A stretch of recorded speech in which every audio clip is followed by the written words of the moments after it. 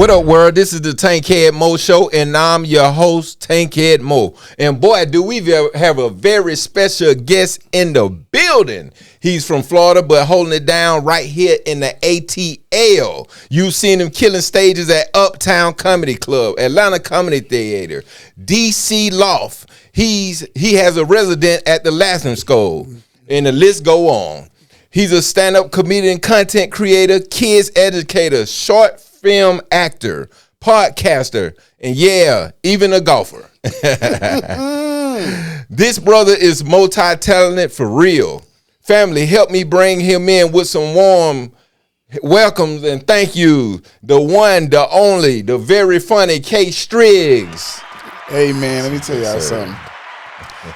I golf one time.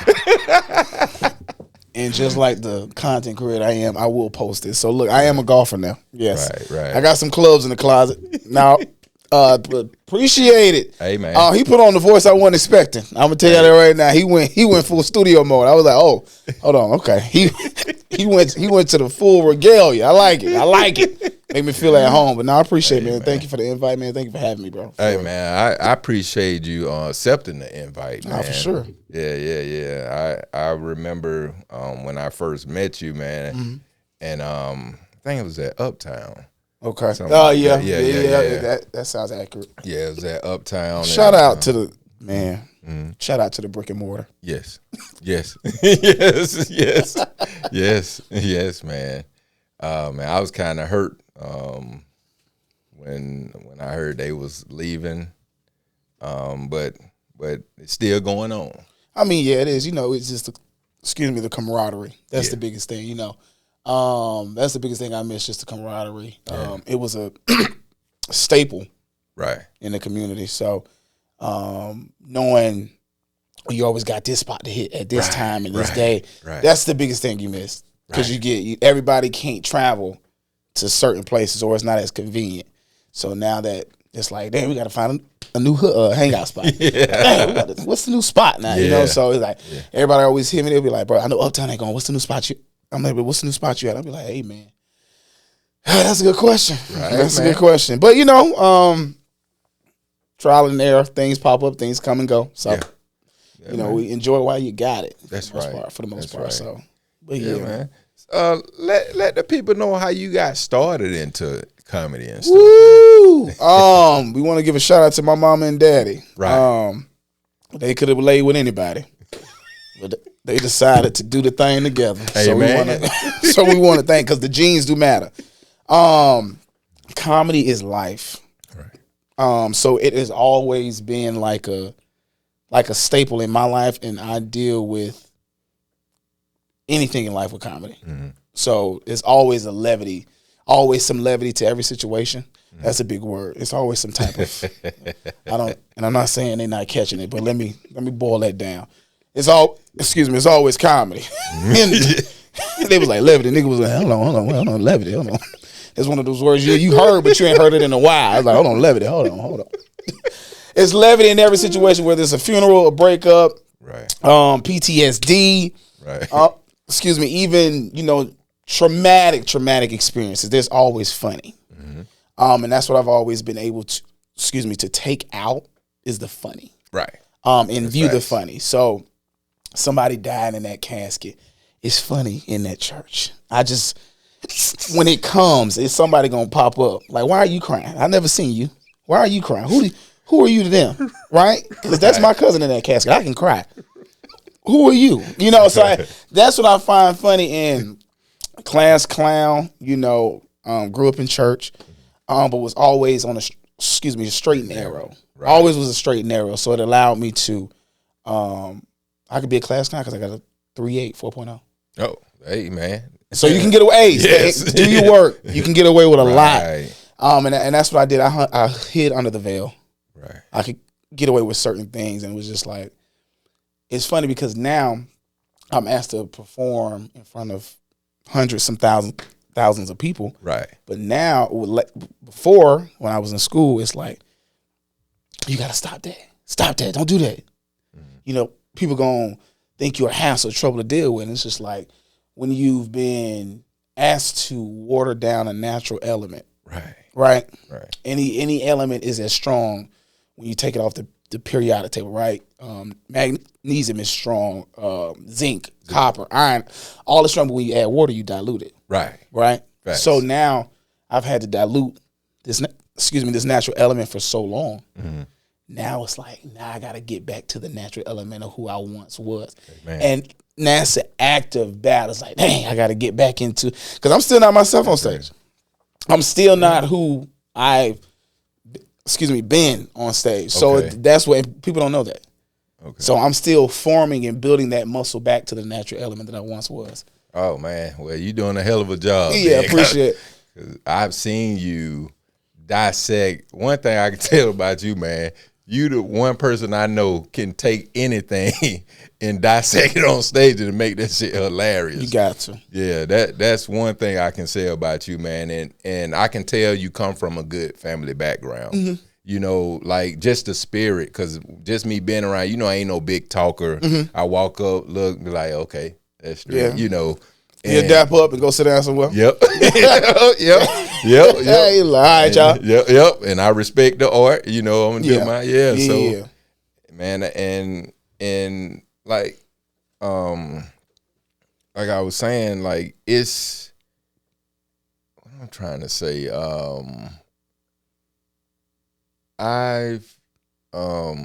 It was something you said, and I'm trying to get it back, but I'm gonna come back to it. It's something you said that was real key when you was like, okay, you said you're not yourself on stage To the full extent. to the full extent. Yeah. But nobody knows that because you got excellent stage presence. Thank you. You're funny as hell. And one thing, you know, like I said, I like the way you carry yourself, man, and because we had to carry ourselves as a walking business. You are. You know, and you always have a good spirit around you. I can see it. You know, that's why you one person I do see it, I get excited. You, Kamal, you know, I'd be like, for sure. I appreciate that. You know, so I can say that about you, man, and that's a hell of a thing. I want to talk about. I'm be moving back and forth through some things. Like, what inspired the Dope Dad Pod? Man, shout out to the Dope Dads podcast. My dad has. I'm 30 years old. I just turned 30 in January. Congratulations. Thank you. Milestones. My dad was born in 1965. Has been doing drugs probably 80% of his life. So about 1996 when he started, the year I was born. No, 1996 is when he went to rehab. So he had been doing drugs before I was born. He had been doing drugs, I think, a total of 40. It's now 41 years. I'm 30. My dad did dope. Now, I may be a crack baby. I don't know. But he's been a guy that he's really the humor. He's the funny side. He's the lover. He's really a philanthropist when he's sober. But when that switch happens, for whatever reason, it happens. Right. And I tell you, like anybody who does like hard drugs, it's like 3 days to them is 3 days. Right. But to us, you've been gone 3 months. Right. But anybody like, hey, so my dad, it's so funny, my dad, he'll come back from his hiatus and he'll still try to continue the conversation from when he left. He'll be like, hey man, how that swimming thing going? I'm like, Daddy, I was 12, Daddy. I was, like, nigga, I'm 17 now. I'm like, you bringing up, I'm like, this is how you bond? But just seeing that back and forth dynamic with him and my mom, you know, I'm talking about it was oil and water for a long time. Right. But they luckily got on. They can be in the same room. Right. And I don't talk about it much, which I will talk about it in terms of stage because it's so much material. Right. It's so much material. Right. But I was working out bits on stage. One of the fellow comedians, Nate Allen, He was working out. He's always, he has one of the favorite jokes he has about him and his dad, and his drug of choice. And he saw me work out my bed. He was like, "Hey, you don't talk about it much." I said, "No, but my dad, for real, like, he's out there, has been out there, but my dad's functioning." So my dad got his own business, and he'll go get his 1-2 and come back 3 months later. And, "Yeah, I'm here to cut your grass now." I'm like, "Dad, that grass is a swamp down there."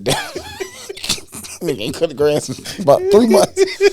But I was like, I brought it to his attention. I said, "Yo," he was like fascinated by my dad's story. I'm fascinated by his dad's story. And I was just like, "Man, we should start a podcast, bro." Right.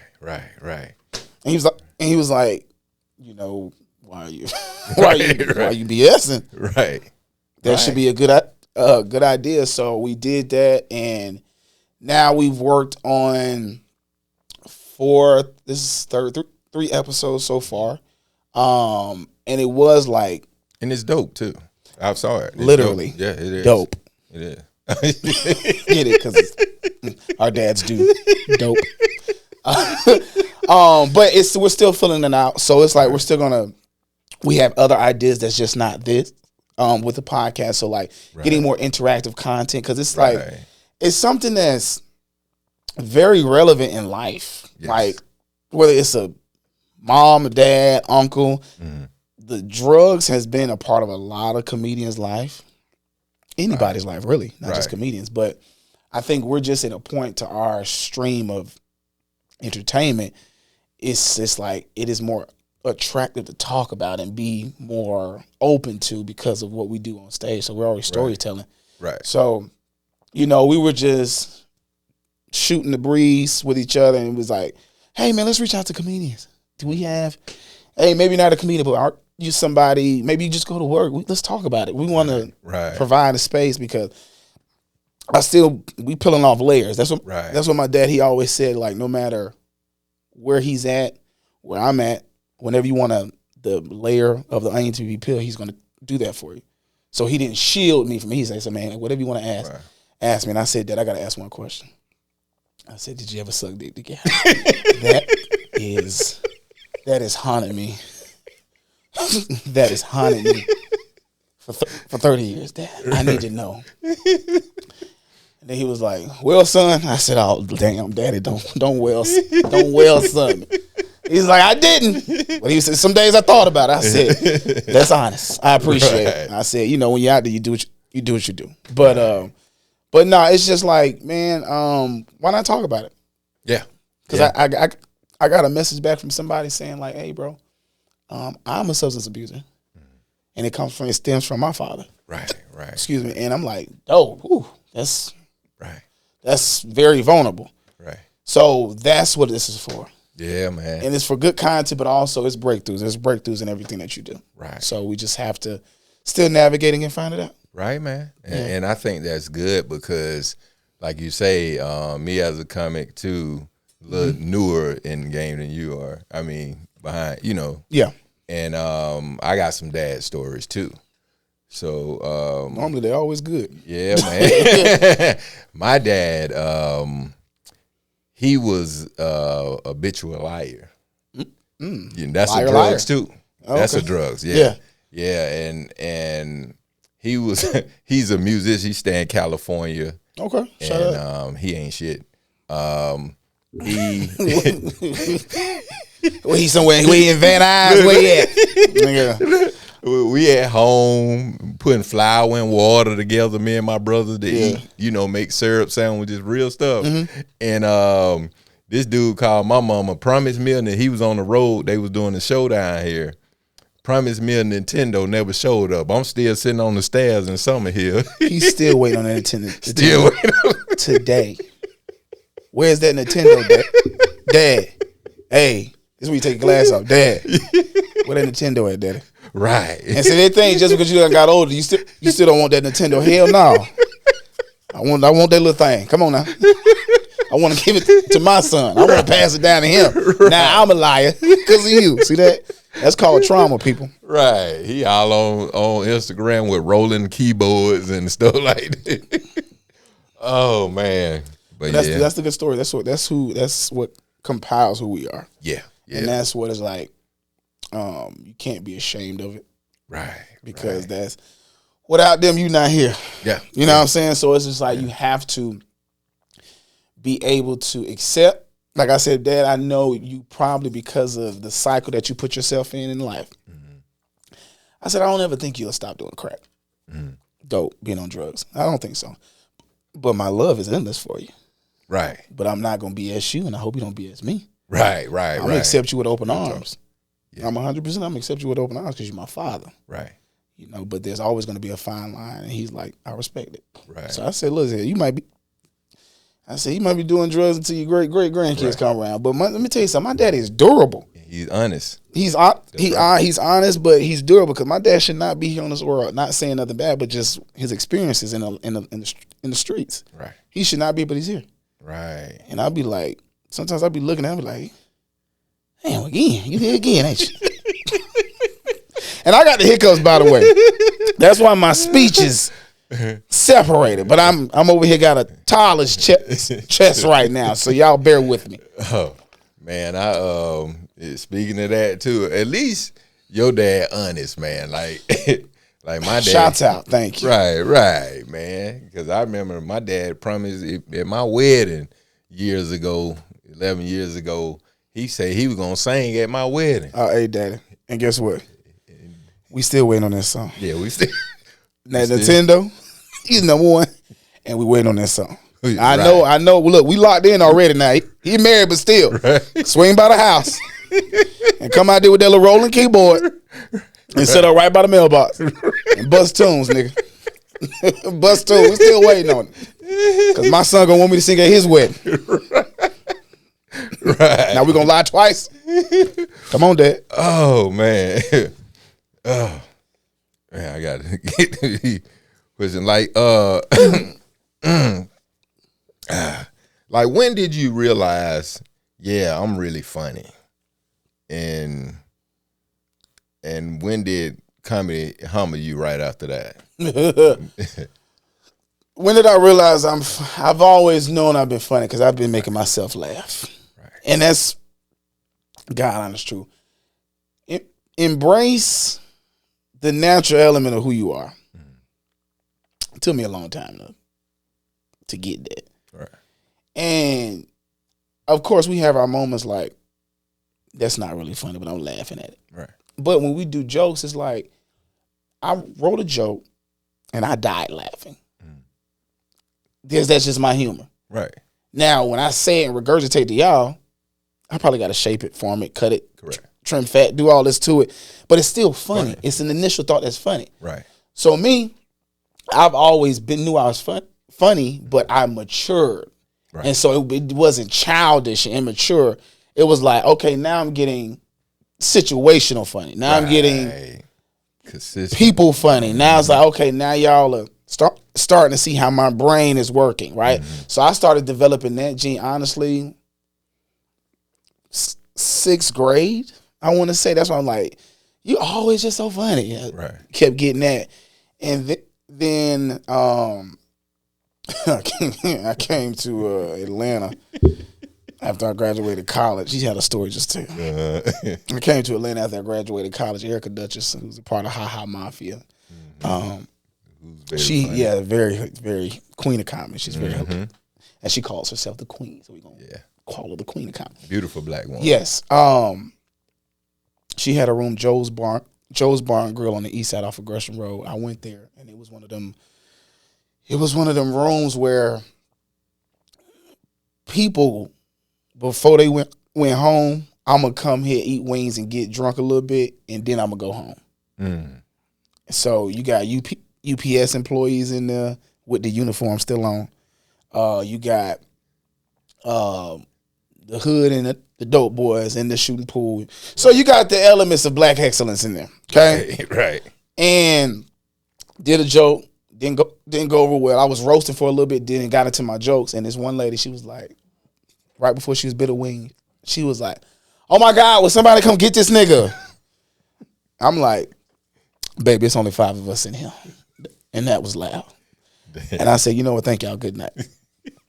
And Chris set it off Jones. I was walking to my car because when you bomb or something like that, don't linger. Right. And don't stop fist bumping. Right. Stop putting your juju on everybody. Just get off the stage and get to your car and crank it up. I went to the car. He stopped me. He said, "Hey, man, you funny. Keep it up." Right. Now, here's the thing. If you know Chris set it off Jones, I don't know if he was being serious that night or he was just being Chris set it off Jones. But I took that in the comedian the keys. Mm-hmm. They gave me the 1-2. It was like, "Hey, bro, you got to keep going." And that's what I did. And now we're here today on the Tankhead Moe Show. Right. Gotta bring it back, guys. Gotta bring it back. Oh, man. Like, what's the biggest lie people believe about stand-up comedy? You doing shows, you getting money, boy. Boy, yeah. Boy, let me post a show up. Boy, yeah. Let me tell you something. We got to stop. Boy, I see you out there. Hey, man. Right. Everybody see me. I posted it. But don't mean I've done jokes for wings. I have done jokes for I got you next time. I have done jokes for, "Hey, man, listen here. You know how many amen listen here's I have gotten in doing comedy? Hey, man, listen here. Look, so here's what happened. Let me tell you something. Stop coming at me with that. Okay? Right. We sick of it. Right. Now, that is one of the biggest conceptions because people don't understand, like, you have mics, okay? And then which open mics, come try your stuff, shooting in the gym, right? Get practice up. Then you have shows. Right. Okay? Then you have paid shows. Right. Right. Because you got to understand, sometimes you get showcased, and it's cool because once you're in the ground, once you're growing, you understand this, but the outside world does not get this. Open mics, you're not getting paid. Correct. Okay.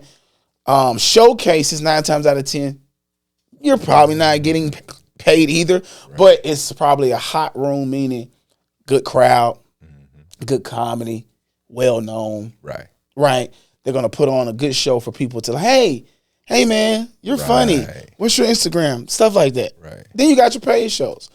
That happens, give or take, more so on the weekends. Right. Every now and again you may find a paid gig during the week, private gigs, depending on what it is. But yeah, that's the biggest. I think that's one of, if not the biggest, the biggest things. Like, people understand, just because you see him grinding, you see him at shows, don't mean they get money. Right. I've been blessed in the position. Like, I haven't retired nothing, but hey, $10 here, $15 here, $50, $75, $100 here, $200, $300, $400.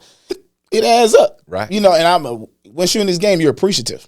Right. You're very appreciative to anything that you get, because it's like, this is a long game. Mm-hmm. You have people that can take quick shots. Social media guys that's pivoting into stand-up comedy, cool. Right. Maybe you got one video that makes you go viral, cool. Right. But 99% of all the comedians that, even if you do content, once you're out here in these streets, it's a long game. It is. Right. So I remember Alton Walker was telling us about when he went on tour with Ricky Smiley. And he was like, his introduction was like, yeah, he's a new up-and-coming comedian. He had been doing 17 years. Right. But he's new and up-and-coming. Right. To Ricky Smiley. Right. But they're not like, Negro, you've been doing this for 17, right. 15, 17 years. What? Up-and-coming. We all know Alton. Right. Alton Walker. Oh, definitely. Right. Most but definitely. It's perspectives. That's the long game of comedy. Right. You still up-and-coming even though you 17, almost 20 years in the game. Yeah. I'm going to be old, man, when I'm but yeah, I'm staying in it, though, because and people, comedy, respect the comedians, because this comedy game is an art. It's an art form. It's not just people talking. It's an art form. Comedian does a lot. It's writing, it's act outs, it's a lot goes into this. So it's a unique, and it's so unique that it's so unique that so many people think that it's so intriguing to try. And kudos and power to you. But it's not as easy as it looks. Definitely not. Because everybody's lunch table room funny. Right. Right. Everybody's that funny. Right. But when you have 20 sets of eyes that don't know you and don't understand your perspective, may not speak your language, may not look like you, may not see the world through your lens. That's right. It's like, now make us laugh. Right. And you got 5 minutes. Go. And if you're doing bad at 3, you got 3 minutes. So a lot of people get into it, and I think we have to, and we talk about this, we have to create the shame, the nah, you ain't ready for this. We got to bring back a bullying system. You know, and a lot of comedians say that, but it makes so much sense. Like, it's too nice. There's no bullies. Right. Like, no, you need to get roasted by the vets. Go back, come again and get roasted by the vets. Go back, come back. Okay, now you ready to do something. Right. Get your stripes up, bro. Go ahead. Now we're gonna give you 5 minutes now. Right. You know, so that's the thing that's everybody's like, no, we're just gonna accept comedy. No, it's gonna be nice about it. No, give him a try. Okay, give everybody a try, but hey, nigga, you suck, nigga. Right. You know, but right. Bring back the bullying system. And I think that's what's wrong in the school. Kids don't get bullied. Ain't no kids getting shoved in lockers no more. Oh, no, most definitely not. You know, you ain't never made a call from a tight space. Can you come get me, mom? Kids ain't getting shoved in lockers no more. That's the problem. That's why they don't get shoved in lockers. They pick up guns, man. Right. Kids are smart though. Like they're highly intelligent. Yeah. They're highly intelligent. Yeah. My son know before it gonna happen. Okay, Dad, you gonna whoop me, ain't you? I'll be like, God damn. I'm like, this nigga got a sensor. Man, what you talking about? Before I pull the belt, you gonna go on and grab that belt, ain't you, Dad? Before you grab the belt, Dad, here's what I thought. I got a kid that talk with his hands up. Oh, yeah. I mean, he be like, "Good morning, Mr. K." I like, hey, nigga, get your ass in my face. Get your ass in my face. I be like, hey, bro, I ain't got time. I be trying to punish the kids. I had one of the kids doing wall sits. You know, you sit your back wall. Oh man, I remember that. Because I can't punish the children. So I'm like, you know what? Get on the wall sit. And he walked by. They're doing the invisible chair. I'm like, hey man, get away from me. But I'm like, yes. Oh, they are doing the invisible chair. Yeah. But take some of them S's off of that word. Oh man. I know you had did a short film. Yes, sir. At one time. How did that come about, man? To Kill Yourself. That came about. One of the guys that I knew was working in an event, and through comedy, he was working an event, and he was like, "Hey, bro, pull up. I think it'd be a good event for you to come to." Yeah. And it was like a small film festival, right? But it was a impactful film festival. Producers, actors, writers, directors, all people of color, some Spanish, some Black, some outside as well. And they put together this one too. And I came and I'm like, man, I don't know anybody, but I'm in here. Right. So it's like, just put the elbows to work and hey, I'm K Striggss. I do comedy. Hey, producer. Okay, wonderful. Nice to meet you. And I just shook hands and I ended up meeting this guy by the name of Michael Hall. And he is a director of the film. But he just took a chance on me. He was just like, hey, I see some of your content. Yeah. I seen you're funny. Yeah, I'm funny. Okay. But I also did some serious stuff. And I want to see your range. Could you do this? And I said, man, hell yeah. Because I'm like, I grew up doing plays and things like nature and being, just out doing certain things that, is not the comedy. Right. So he hit me. We did a table read, and he was like, "Bro, I want you to do it." And it just, happened that way. So, yeah, on YouTube, man, this is To Kill Yourself, and it's about a woman who gets her power back from a rapist, and she captures him and basically puts him face to face with the horror that she lived. Okay. And it's like a small one shot scene, not one shot, but it's one set, like it's in one room, and it's a back and forth, a little bit of a battle.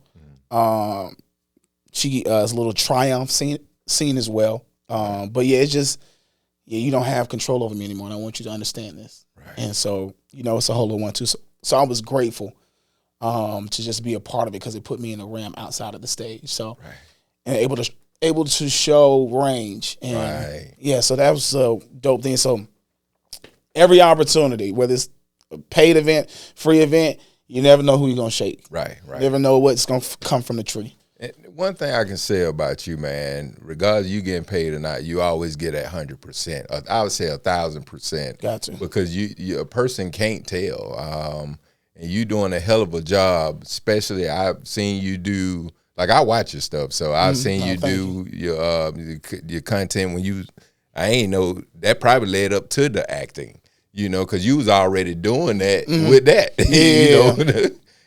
so yeah, so everything is not just here it's a purpose. You got a purpose for this stage anyway, and then you already have that aura over you. You know what I'm saying? So you already going in that direction, so you gonna come out. Yeah. The way it's supposed to be because it's already ordained. That's a little bit of prayer from Grandma. Shout out. That's the aura. Yeah, man. I appreciate it. It's already ordained for you, but you got somebody praying for you, man. Hey, let me tell you, and don't stop. That's right. Please don't stop. Whatever you do. Right. I need you. Yeah, man. And another thing, like, how did you come up with 2 questions, man? Man, my 2 questions content page. So if you don't know, 2 questions is a content page that I run, basically comedian based. If you're not, I'm not looking for social media people. I don't care. It's strictly stand up comedians that have been doing it more than 5 years. And I asked you 2 questions. Now I gauge a little bit more, but I post 2 questions. And it's the concept of getting inside the brains of a comedian. So it'll be fun questions. Hey, say for instance, you're trapped in a bear cage with a bear, and you and another comedian have to create a joke to make this bear laugh. Who would you want to create that joke with? Name a comedian, right? So all your answers have to be comedian based, right? Or if you starting the messiest podcast, excuse me, you got starting the messiest podcast. What comedian would you like to start that podcast with? Right. So, and then it also asks deep questions as if like, hey, what do you think this game, how do you think this game can improve? Excuse me. How do you think this, where we are right now, what's different? What's something you like, you don't like? Right. So I really just want to pierce the minds of a stand-up comedian so it allows like, hey, this is how we think, this is who we are, what you see on stage, maybe a little different, right? But just to give a little different insight. So that's where I wanted to come in. I was thinking of like, what's not being done in terms of comedians? Right. I'm like, what's the perspective? Nobody knows the perspective.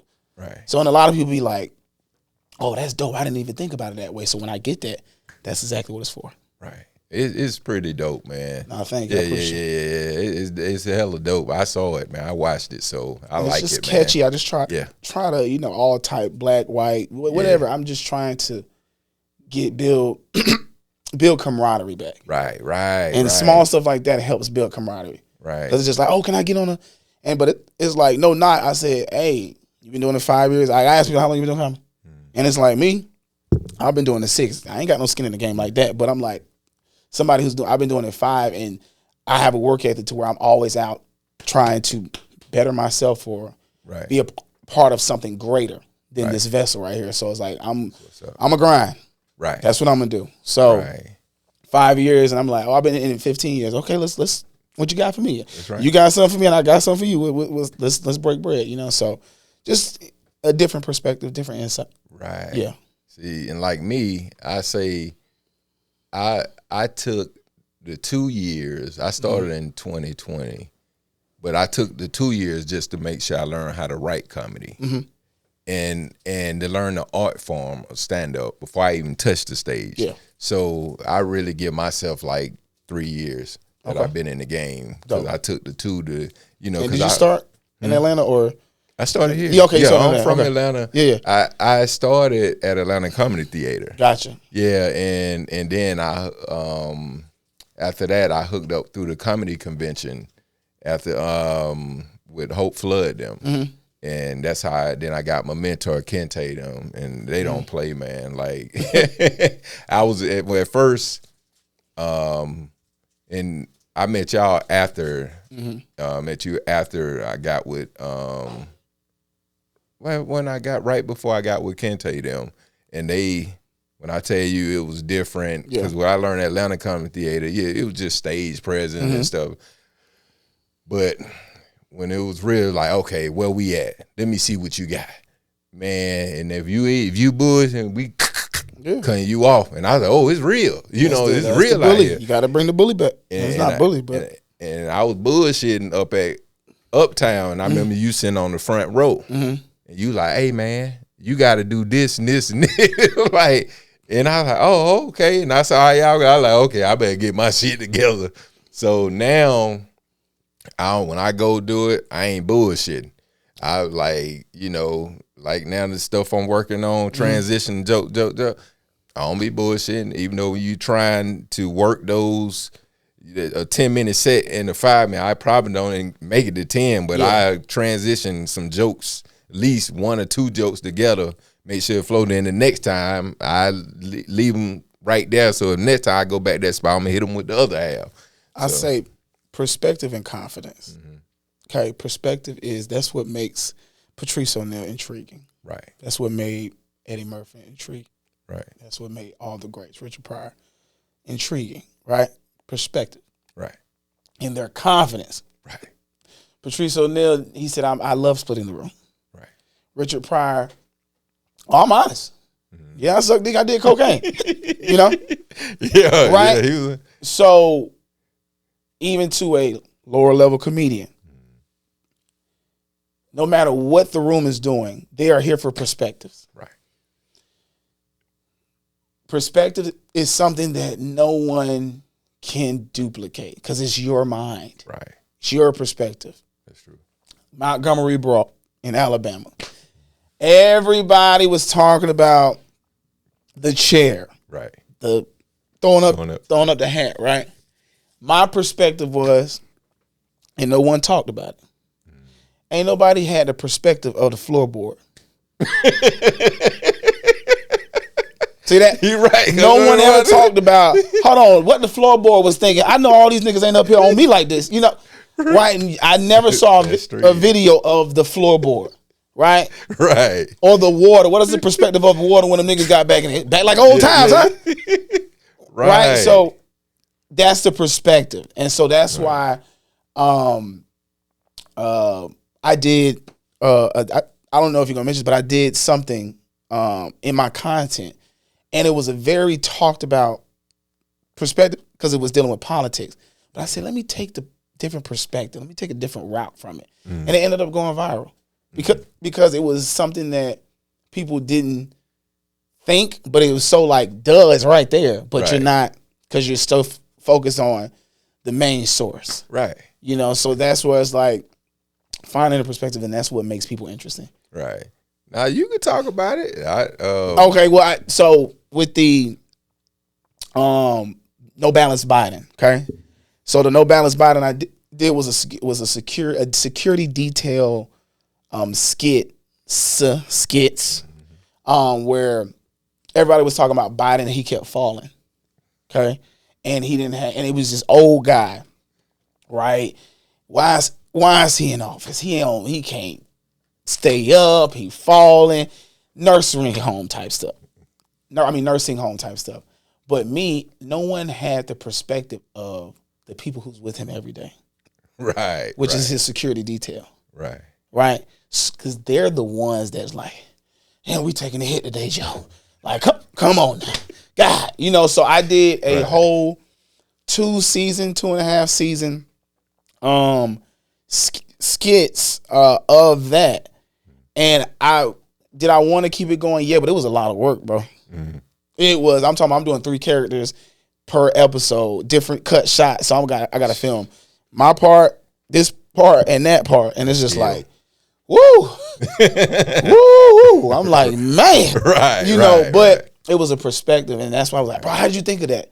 It's just a different perspective. Like I can look at Trump, right, and the perspective I would have at Trump, no one talks about. I would make a video from his Combs perspective. Well, another easy, I would so I would make content like, what does his comb go through? Right. How does his comb feel when he do right? Right. No one talks about that. They always talk about the point, you know, they always talk about his Right. but no one ever talks about the comb, right? Yeah. So that's a perspective. Right. And that's what makes people intrigued. Like, how'd you think of that?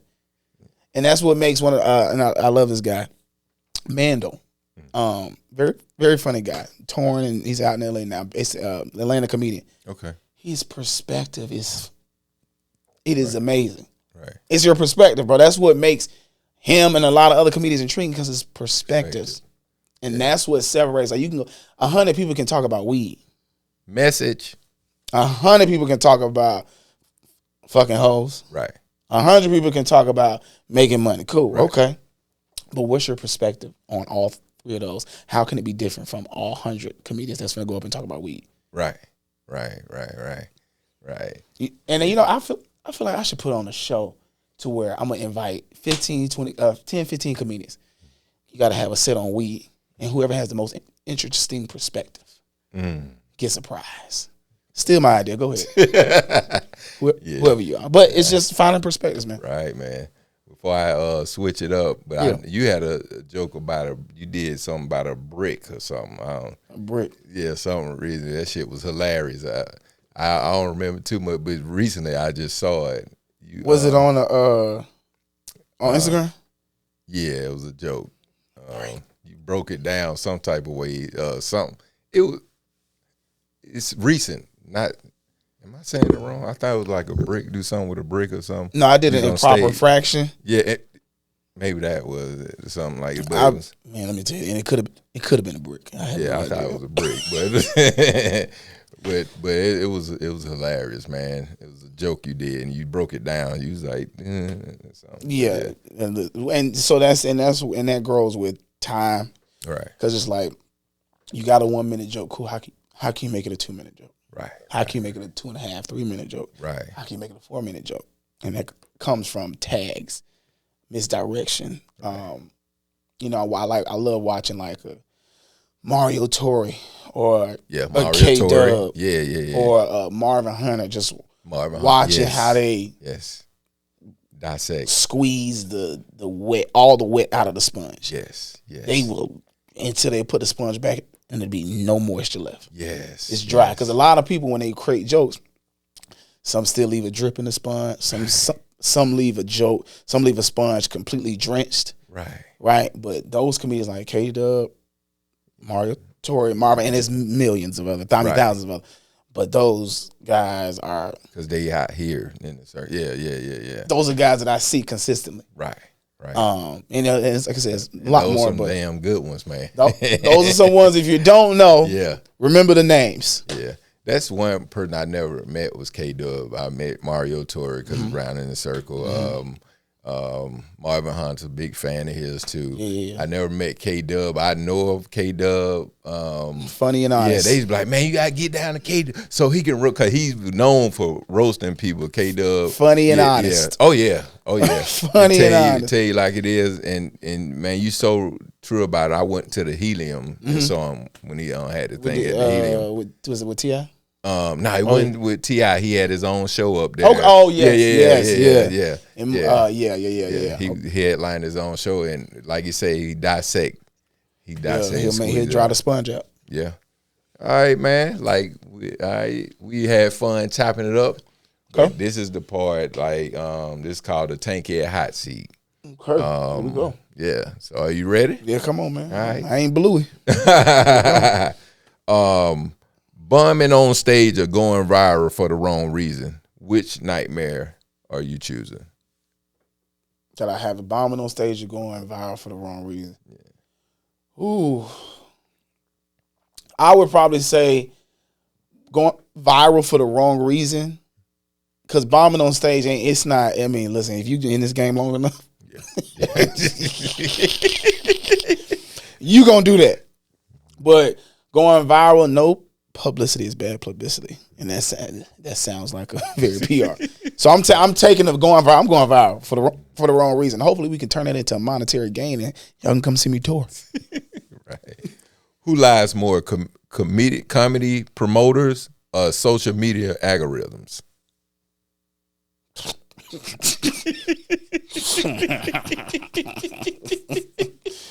Can we say it's a split?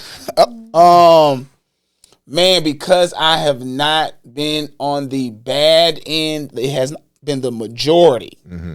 Now, I've worked with some promoters that lie. It has not been the majority. I'm going to say the algorithm. Because it's ever changing, but it'll have you thinking this, even though it didn't physically tell you a lie, but you're setting the mental mind up for it to be placed in a lie. Mm-hmm.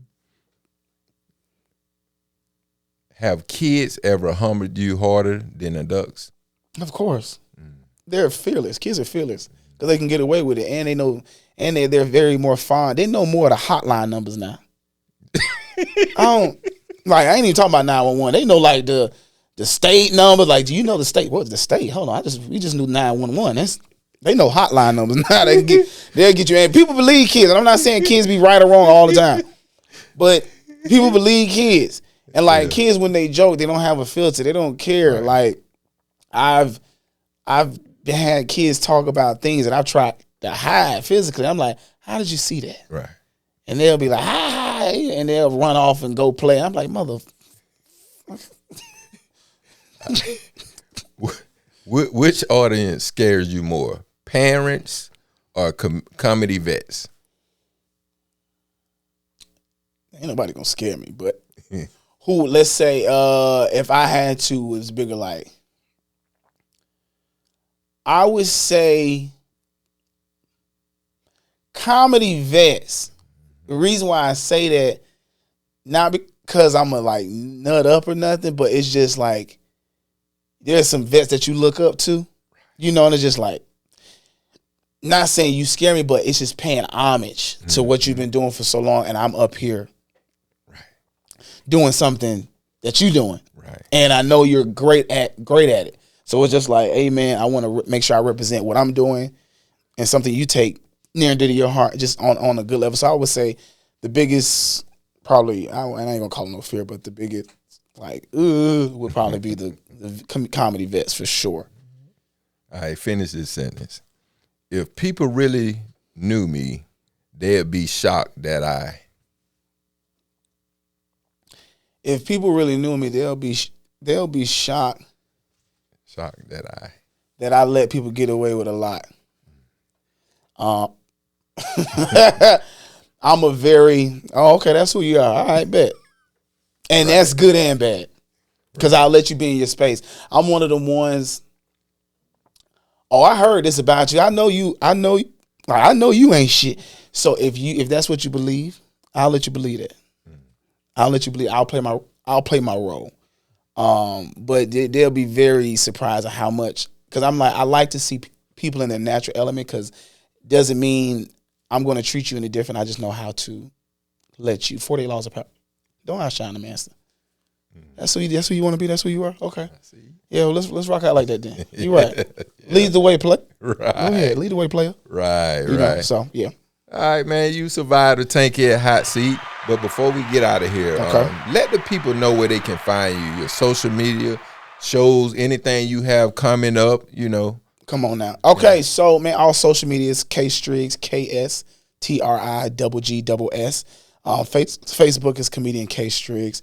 I'll be at the Laughing Skull for the remainder of February. So I got 2 more weekends left.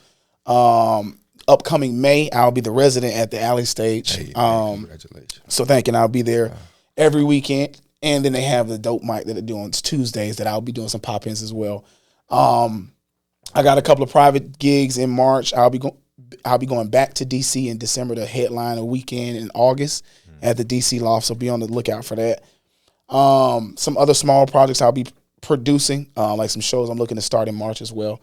But yeah, if you want to get in contact with me, man, all platforms. You just type in K Striggss, KSTRIGGSS. Please holler at me. And look, if you can help me build, help me build.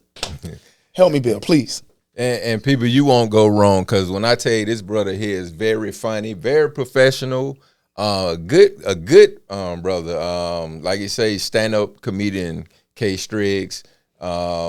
You won't go wrong if you see him out here. Please. Hey, put some money behind him. Please put some money. Put him in the show. Jesus. Even from the big churches, come and get the brother. That's why I started at, by the way, and people don't know that. Yeah. I grew up in church. Yeah. And that's one of the gigs I want to get more back into is church. Yeah, man. Yeah, church gigs. I'm with you on that. Yeah, Come on, so if y'all need tickle the flock, holla at your boy. Yeah, I be at Alice State on Tuesdays too. I just went last night. I gotta get. I ain't been up there probably all month because I've been so busy with the down in Midtown. So all right, that concludes the Tankhead Moe Show. It's about the truth, the jokes, the Tankhead way. Peace. Come on, y'all. If you like this episode, please comment, like, share, and subscribe.